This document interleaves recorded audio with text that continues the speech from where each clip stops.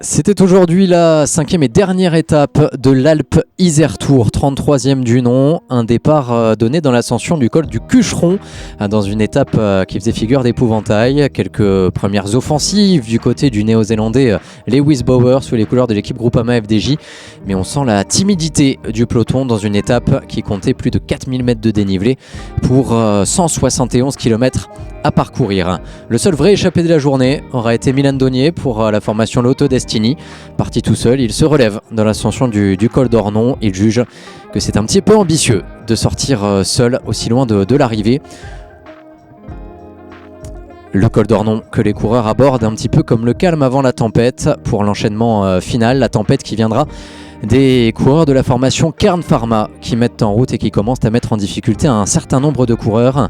Il faut dire que l'équipe Kern Pharma, l'équipe espagnole, n'a pas encore brillé sur l'Alpe Isère Tour. Au sommet du col d'Ornon, l'écrémage est fait. On va rejoindre la vallée de l'Oisans pour la première fois dans l'histoire de l'Alpe Isère Tour et aborder la montée du Pas de la Confession, une variante de la montée à l'Alpe d'Huez jusqu'au village d'Huez.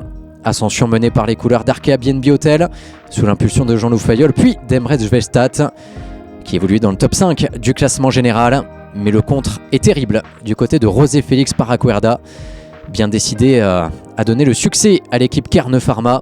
Il s'envole avec Jarno Vidar, deuxième du classement général, et Tom Denenviers pour l'équipe Decathlon AG2R. Dans cette équipe Decathlon AG2R, la mondiale, Kylian Verschuren, maillot jaune sur les épaules, rencontre quelques difficultés et va perdre virtuellement le maillot jaune au profit de Jarno Vidar, bien calé ici dans la roue de José Félix Paracuerda. L'Espagnol qui ne demande rien à personne, il est bien décidé à aller chercher l'étape et fait exploser Tom Denenviers au bout de l'effort. Le coureur de l'équipe Decathlon AG2R qui laisse filer les deux concurrents avant de voir revenir le groupe de compte dans lequel on retrouve Svestat, Joris Chaussinan, le coureur amateur de Bourg-en-Bresse.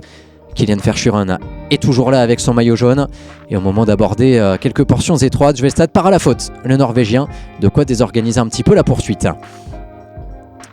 Au moment de basculer au sommet du Pas de la Confession, les deux hommes de tête ont 1 minute 10 d'avance sur les poursuivants directs.